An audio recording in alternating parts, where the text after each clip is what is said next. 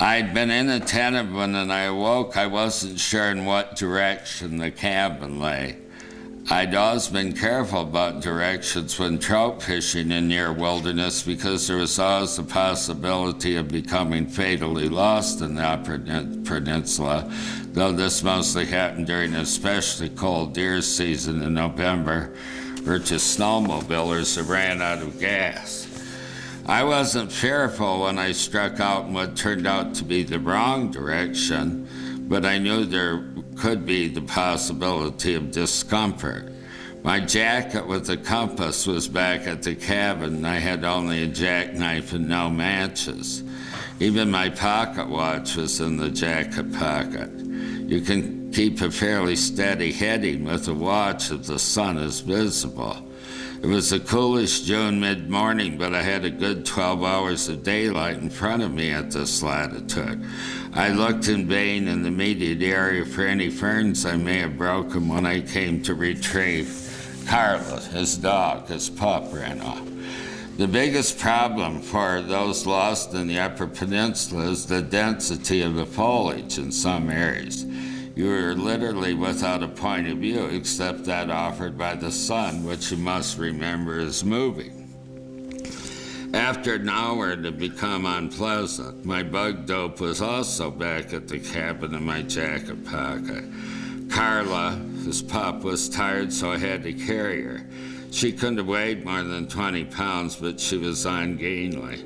She may also have sensed my worry and wiggled a lot. I couldn't seem to get out of a low bog area, which made the mosquitoes and black flies worse.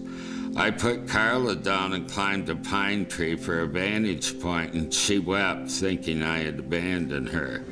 I couldn't get high enough to see above the tops of neighboring trees.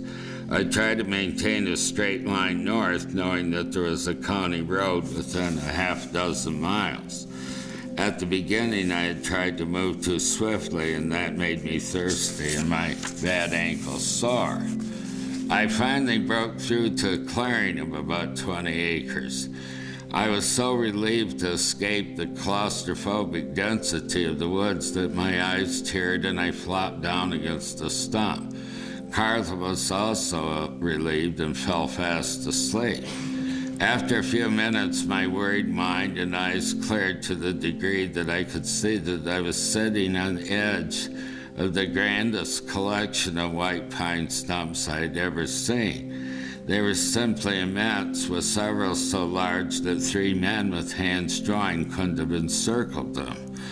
I had inadvertently discovered a stump shrine. I counted 30. The soil must have been perfect for white pine, and one could only imagine them rising a couple 100 feet toward the sky. My skin tingled, though my heart and mind felt sore. After a half-hour's rest, I picked up Carla, who consented after walking a mere 50 yards or so. On the far side of the clearing, there was a gully that seemed to lead in a more westerly direction. I knew that the sun was furthest north at this close to the solstice, and the gully pointed toward downward drainage, so that it had finally to lead toward a creek or the river from which I had departed.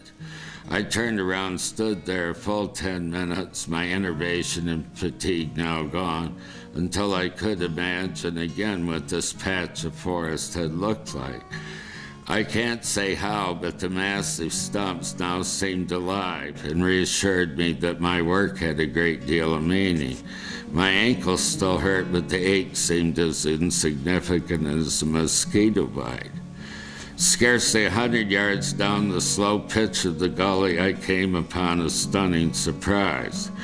There before me was the largest of all white pine stumps, the great mother of stumps, straddling the gully like a 10-ton spider, supported by roots so massive I couldn't get my arms around the roots. I had put Carla down. She had scurried around to the other side, sniffing the ground. Suddenly, she was inside the stump, and I was looking down at her through an opening between 2 contorted roots. There was a slice of sunlight shining down on her face, and she regarded me gravely. I scrambled around to the other side, and there was an opening large enough to crawl in, and I joined Carla. It was sufficiently high enough for me to sit up straight, and there was light to see the ground, which was a mixture of cool sand and gravel. Carla was shivering in fear, but I knew it was the scats on the ground left probably by a bobcat and coyotes, and a larger piece of dried fecal matter that was likely from a bear. I was enthralled, and there was a distinct feeling similar to when I had been baptized. I thought that this was as close as I could to come to finding a church for myself in our time.